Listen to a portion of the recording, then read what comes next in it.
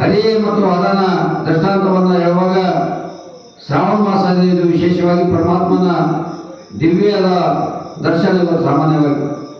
ಹಾಗಾಗಿ ಭಗವಾನ್ ಶ್ರೀಕೃಷ್ಣ ಹರಿ ಆದರೆ ಶಿವ ಹರ ಅಂತೇಳಿ ಕರಿತೇವೆ. ಭಗವಾನ್ ಶ್ರೀಕೃಷ್ಣ ಜನ್ಮವನ್ನು ತಾಳಿದ ನಂತರ ಏನಾಗ್ತದೆ ಅಂದರೆ ಗೋಕುಲ ನಗರಕ್ಕೆ ಅನೇಕ ಜನ ಪ್ರಯಾಣವನ್ನು ಮಾಡ್ತಾರೆ. ನಾನು ಅವಾಗಲೇ ಹೇಳಿದ್ದೇನೆ, ಶ್ರೀಕೃಷ್ಣ ಮಥುರಾ ನಗರದಲ್ಲಿ ರಾತ್ರಿ 12 ಗಂಟೆಗೆ ಜನ್ಮ ತಾಳುವಕ್ಕಿಂತ ಪೂರ್ವದಲ್ಲಿ ಸ್ವರ್ಗ ಲೋಕದ ಅನೇಕ ದೇವ ದೇವತೆಗಳೆಲ್ಲರೂ ಇಲ್ಲಿ ಬಂದಿರುವಾಗ ಭೂಲೋಕಕ್ಕೆ ಆಗಮಿಸಿದರು. ಇಡೀ ಭೂಲೋಕವೇನಾಗಿತ್ತು ಅಂದರೆ ಸ್ವರ್ಗಲೋಕವಾಗಿತ್ತು. ಸ್ವರ್ಗಲೋಕದಲ್ಲಿ ಯಾರೂ ಇರಲಿಲ್ಲ. ಆಗ ಎಲ್ಲರೂ ದೇವತೆಗಳೆಲ್ಲರೂ ಭೂಲೋಕಕ್ಕೆ ಆಗಮಿಸಿದರು.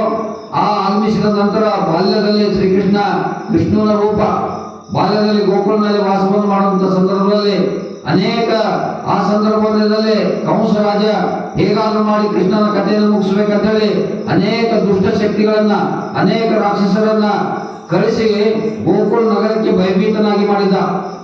ಎಲ್ಲರೂ ಯಾರ ಯಶೋಧ ಮನೆಗೆ ಹೊಂಟಾಳಂತಂದ್ರೆ ಯಶೋಧ ಮಾತೆ ಬಹಳ ಭಯವಾಗ್ತಿತ್ತು. ಏನ್ ಭಯವಾಗ್ತಿತ್ತು ಅಂದ್ರೆ ಹೇಗಾದ್ರೂ ಮಾಡಿ ರಾಕ್ಷಸರನ್ನ ನನ್ನ ಮಗವನ್ನ ಕೊಂದು ಹಾಕ್ಬೋದು ಅಂತೇಳಿ ಮಾತೆ ಯಶೋಧ ಮಾತೆ ಭಯದ ವಾತಾವರಣದಲ್ಲಿದ್ದರು.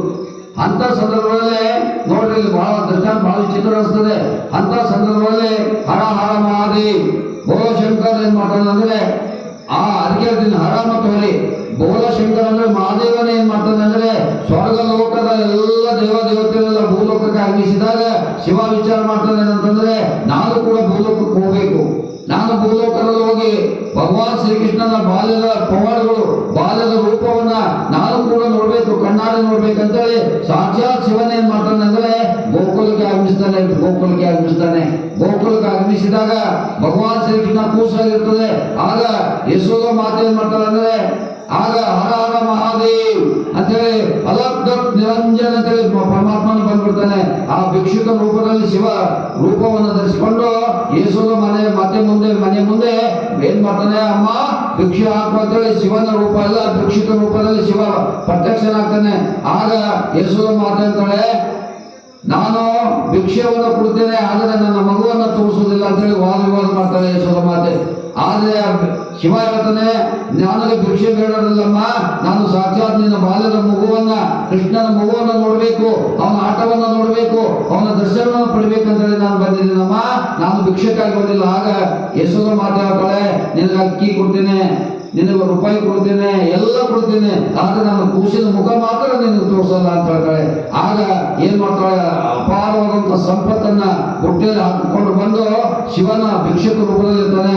ಅವಾಗ ಏನ್ ಮಾಡ್ತಾಳೆ, ಕುಳ್ಳಕ್ಕೆ ಹೋಗ್ತಾಳೆ. ಆಗ ಶಿವ ಹೇಳ್ತಾನೆ, ಇಂಥವೆಲ್ಲ ಕಲ್ಲು ಬಂಡೆಗಳ ರೂಪದಲ್ಲಿರುವಂತ ವಸ್ತುಗಳು ನನಗೆ ಕಮ್ಮ, ಇಂಥವೆಲ್ಲ ನನಗೆ ಬೇಕಾಗಿಲ್ಲ, ಇಂಥ ವಸ್ತುಗಳ ಸಂಬಂಧ ಇಲ್ಲ, ಬೇಕಾದ ನೀನೆ ಅಂತ ಹೇಳಿ ಅಕ್ಕಿಗೆ ಎಲ್ಲ ಬಂಗಾರ ಬೆಳೆಯನ್ನ ಹಾಕ್ತಾ ಇರ್ತಾರೆ. ಆಗ ಗಾಬರಿ ಆಗ್ತಾಳೆ ಯಶೋಧ ಮಾತೆ.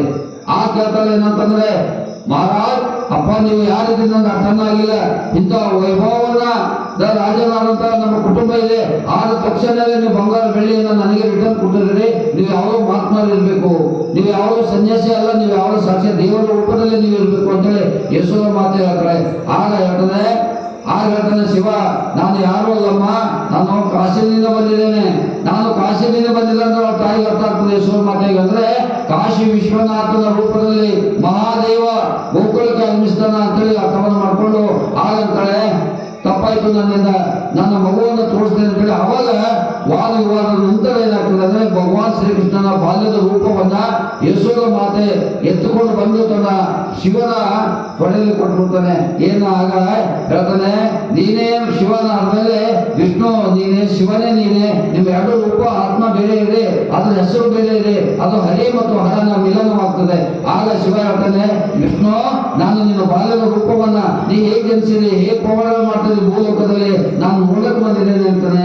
ಹಾಗಾಗಿ ಇಬ್ಬರ ನಡುವೆ ಅಂದ್ರೆ ಶಿವ ಮತ್ತು ವಿಷ್ಣುವಿನ ನಡುವೆ ಅಲ್ಲಿ ಒಂದು ಮಿಲನವಾಗ್ತದೆ ಗೋಕುಲ ನಗರದಲ್ಲಿ. ಹಾಗಾಗಿ ಗೋಕುಲ ನಗರ ಯಾಕೆ ಗೋಕುಲ ಅಷ್ಟಮಿಯನ್ನು ಆಚರಣೆಯನ್ನು ಮಾಡ್ತೀವಿ ಅಂದ್ರೆ ಗೋಕುಲ ಅಷ್ಟಮಿ ಗೋಕುಲ ನಗರ ಹೀಗಾಗಿತ್ತು. ಶಿವನು ಕೂಡ ಆ ಭೂಮಿಯಲ್ಲಿ ನಡೆದಾಡಿದ, ಆಮೇಲೆ ಸಾಕ್ಷಾತ್ ವಿಷ್ಣು ಕೂಡ ಆ ಭೂಮಿಯಲ್ಲಿ ನಡೆದ. ಅಂತ ಪವಿತ್ರವಾದಂತಹ ಭೂಮಿ ಯಾವುದು ಅಂದ್ರೆ ಇವತ್ತು ಗೋಕುಳ ಆಗಿದೆ ಗೋಕುಳ.